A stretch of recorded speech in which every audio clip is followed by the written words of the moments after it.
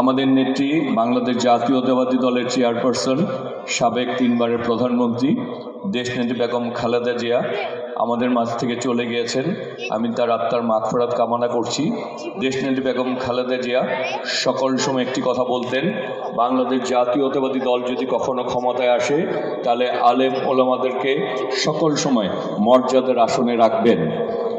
আমাদের নেত্রী একটি কথা বলতেন, যারা বাংলাদেশে আলেম ওলামাদেরকে কারাগারে নিয়েছিল, তাদের নির্যাতন নিপীড়ন করেছে, এই বাংলাদেশে একদিন তাদের বিচার হবে। আমার নেত্রী দেশনেত্রী বেগম খালেদা জিয়া এই কথাটি সবসময় বলতেন। আমরা বাংলাদেশ জাতীয়তাবাদী দল যারা করি, আমাদের নেতা শহীদ রাষ্ট্রপতি জিয়াউর রহমান সকল সময় আলেম ওলামাদেরকে সম্মান করতেন, তাদের পরামর্শ নিতেন এবং ইসলামী মূল্যবোধের আলোকেই দেশ পরিচালনা করতেন।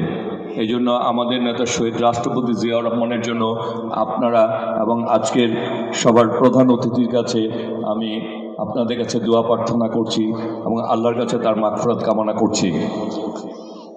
আমাদের নেত্রী সকল সময়ে আলেম ওলামাদেরকে মর্যাদা দিতেন, তাদের কথা মতো চলার চেষ্টা করতেন এবং তিনি বলতেন যে আমরা যদি আলেম ওলামারা ইসলামী মূল্যবোধ এবং ইসলাম প্রতিষ্ঠার জন্য যে কাজ করবে, বিএনপি এবং জাতীয়তাবাদী দলের নেতা কর্মীরা সকল সময় তাদের পাশে থাকতে হবে, এই নির্দেশনাও তিনি সবসময় আমাদেরকে দিতেন।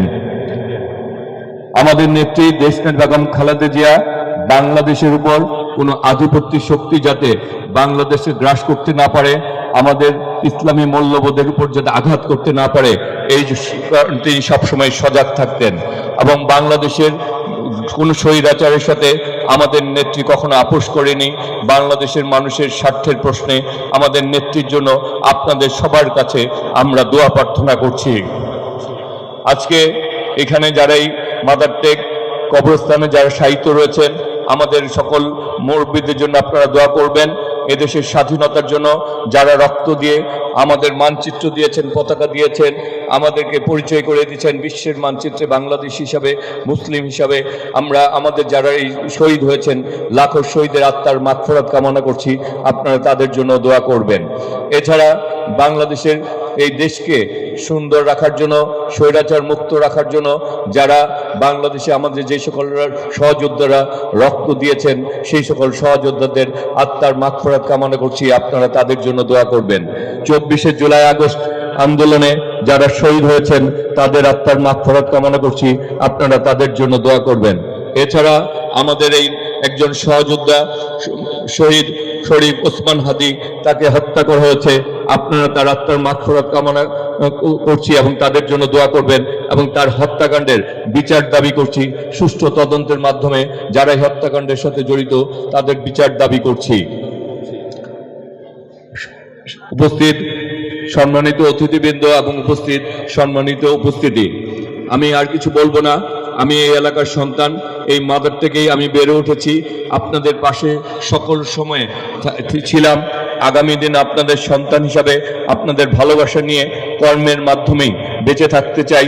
আমার ভালোর জন্য যে কিছু ভালো আপনারা উপদেশ দিবেন, আমি যাতে ভালোর সাথে থাকতে পারি, খারাপকে ব্যক্তিগতভাবে পরিত্যাগ করতে পারি এবং রাজনৈতিক সামাজিকভাবেও যাতে আমরা এই খারাপকে প্রতিহত করতে পারি এবং এলাকার উন্নয়নে সবাই মিলে যাতে আমরা এগিয়ে যেতে পারি, সেই জন্য আপনাদের কাছে দোয়া প্রার্থনা করছি।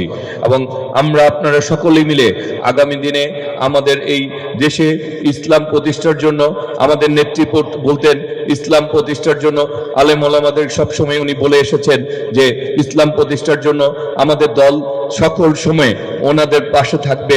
আমরা নেত্রী সেই কথাকে রাখতে চাই।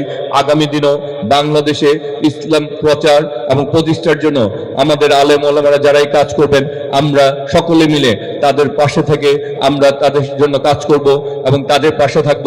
আমরা সকলে মিলে একটি সুন্দর বাংলাদেশ গড়ে তুলব, সেই প্রত্যাশা রেখেই আপনাদের সকলের প্রতি আবারও কৃতজ্ঞতা জানিয়ে এবং আজকের প্রধান বক্তার কাছে আমাকে কিছু বলার সুযোগ দেওয়ার জন্য ওনার প্রতি কৃতজ্ঞতা জানিয়ে এবং মহান আল্লাহর কাছে কৃতজ্ঞতা জানিয়ে এবং আমরা যাতে ঈমান এবং আমলের সাথে মৃত্যুবরণ করতে পারি, সেই অনুরোধ জানিয়ে, আবেদন জানিয়ে আজকের মতো বিদায় নিচ্ছি।